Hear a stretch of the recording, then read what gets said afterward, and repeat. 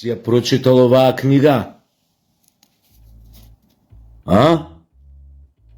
Не си ја прочитал? Предпоставувам дека не си ја прочитал. Па треба да ја прочиташ. А и вие од СДС, што тешко врзуете крај со крај у месецот, што не знаете како ќе преживеете додека гледате како вашиот нов лидер си го дрви во Дубај на концерт на Харис Џиновиќ, уште не седнат у опозицијската фотелја на квислиншката СДС. Не знам какво ви е чувството, а? Дали можеби не се осеќате вие од членството малце како насловов од книгава, а? Утепани од Господ, паднавте од власт, многу од вас не добија тоа што посакува од претходните ваши лидери, од онаа ќуркана и тој претходно квислингот.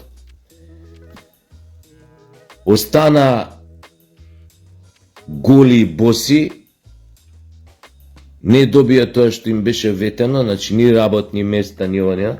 Како се осеќате вака сега, бе? Овој у Дубај си иде. Замисли на концерт на Харис Џиновиќ. Замисли. Типот што треба можеби сега да се шета по судници, да слуша обвиненија, оди во Дубај.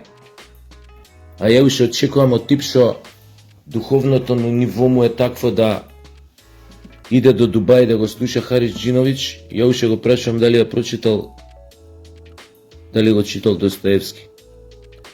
И јас сум кретен. А тоа ви е башка муабет. Некам да ме сватите елитистички погрешно, ама како да ви кажам? Човекот се препознава по она што го чита, по она што го интересира, како област на интерес, по она каква музика слуша.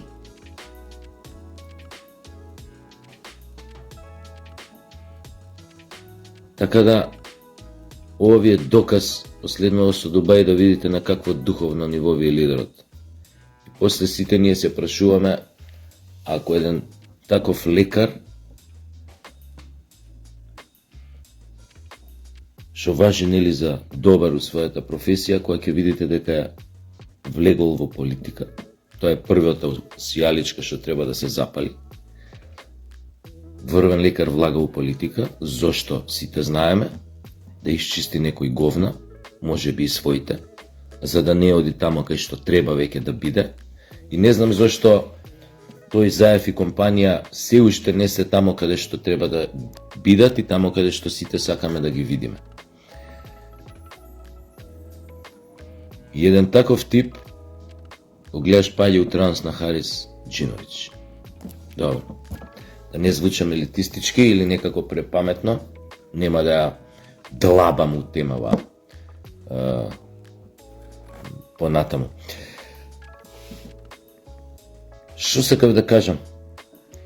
95% од земјите во Европската Унија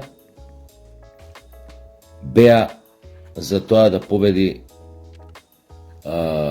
победат демократите на изборите во САД, да победи оваа Харис. 90%, имаше некоја анкета правено, ја ги гледав тие анкетите од држави во Европска Унија. Значи 90% од луѓето биле против Трамп. Ја не сум про Трамповски, не сум ни про ова, ни про она, но некако изгледаат малце подобро работите што победи Трамп.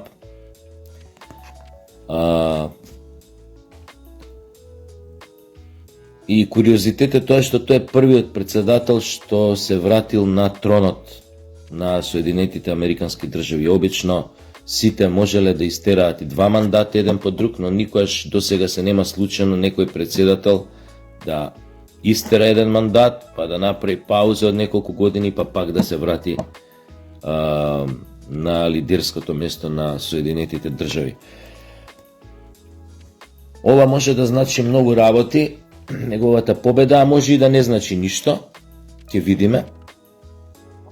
затоа што во Америка да, излезе голем број народ да гласа. Го поздравам и другар ми Децко американецот, кој вчера ми се пофали дека веќе гласал, а знам Децко е еден македонски патриот, и тоа баш вистински македонски патриот, кој што има американско државјанство, и знам дека гласал за Трамп. Децко, уште еднаш честитки за вистинскиот избор, па се гледаме штом дојдеш во Скопје.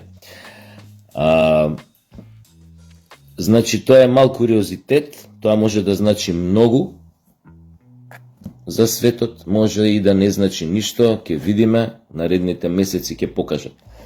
Она што може да значи добро за светот е дека Америка ќе отстапи од својата, ќе се повлече неколку чекори од својата улога на светски полицаец број 1, барем по она што досега Трамп се залагал и што го зборувал.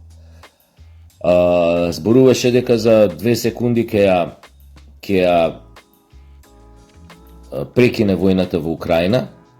Тоа значи, може да значи само едно, дека Зеленски ќе мора во крајно неповолни услови да бара, да моли од Путин да седнат на преговарачка маса, затоа што тамо ситуацијата на теренот е многу јасна. И она што е најважно за таа војна е што ќе се спречи, доколку достои Трамп на зборот, ќе се спречи понатамошна ескалација, затоа што веќе околу 10.000 севернокорејски војници се наоѓаат на територија, тоа се наоѓаат на територијата на Русија, во областа Курск, кај што оној пат влегоа украински војници. Значи, ова се веќе обучени севернокорејски војници кои поминаа обука во специјалните единици на Русија, некои од нив и во спецнац, и кои што сега се наоѓаат токму во областа на Курск.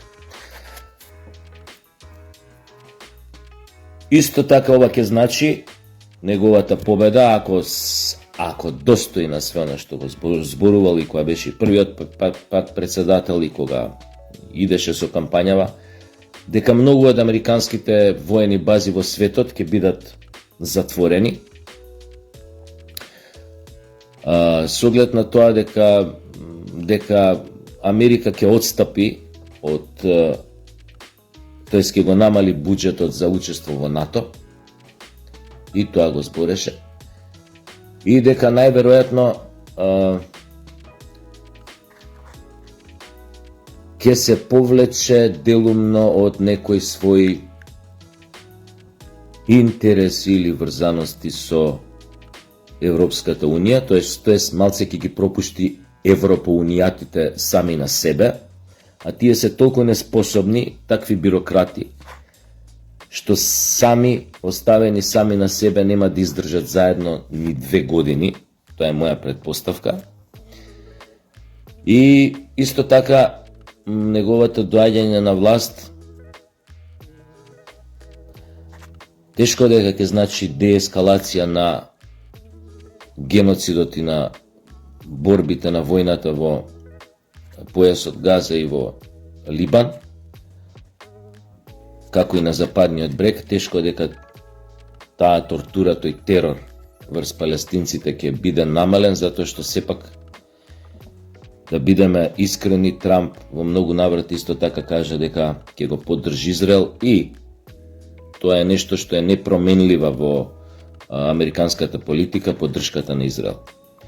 Тоа е константа и мислам дека дури ни Трамп тука нема да избега од таа шема, од тој шаблон. Исто така што се однесува за овој регион нашиот околу нас, може да се случи некој досегашни, така да кажам, пријатели на Америка, нормално од интерес, дека ќе го загубат малку својата наклоност на Соединетите Американски држави. Може лесно да се случи бонстил базата на Косово, не може лесно, него постојат сериозни намери за таа работа да биде преселена, тоест расформирана.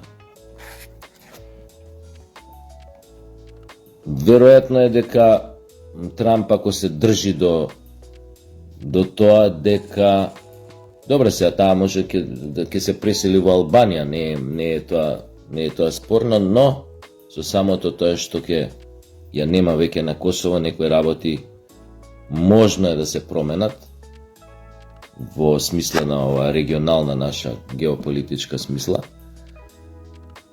што значи без разлика на одредени лоби групи што ги имаат горе, дека Трамп има нешто сериозно да смени во односот кон Европската Унија и кон одредени региони во Европа кои што до сега биле под строг надзор на американците, ако и може би од сега натака нема баш да бидат под толку строг надзор. Тоа е тоа, да не го тупам више, чисто сакав малце да се осврнам на овие два настани, Венко у Дубај, на Харис Џиновиќ, многу паметно од негова страна, како што вели овој автор Достоевски, кој што како што гледате, уште не сум ги запалил руски автори, како што ги палат во Европа, али затоа сите тие што ги палеа ќе ја доживеат судбината што ќе ја доживеат и да се надеваме дека во наредните години ќе добиеме малку, ќе дојдеме до ќе деескалираат состојбите во светов и ќе избегнеме некоја нуклеарна катастрофа, што не е исклучено се уште, без разлика што Трамп дое на власт, да видиме само како ќе се однесува во наредниот период. Венко, тебе ти посакувам, Венко Филипче, тебе ти посакувам уште многу концерти на Харис Џиновиќ, по разни дестинации во светот, Дубај, Доха, Ријад, Дар ес Салам, Улан Батор, Кейптаун и други сега да не ги редам, екзотични дестинации. Па се надевам дека во паузите, додека одиш од концерт на Харис Џиновиќ, дека овде ќе им текне малце да те викнат на некој информативен разговор, а може би и на подолг престој на некое друго помалку интересно, потемно место од Дубај, каде што пак ќе можеш ти да го слушаш Харис Џиновиќ, али на слушалки и Bluetooth.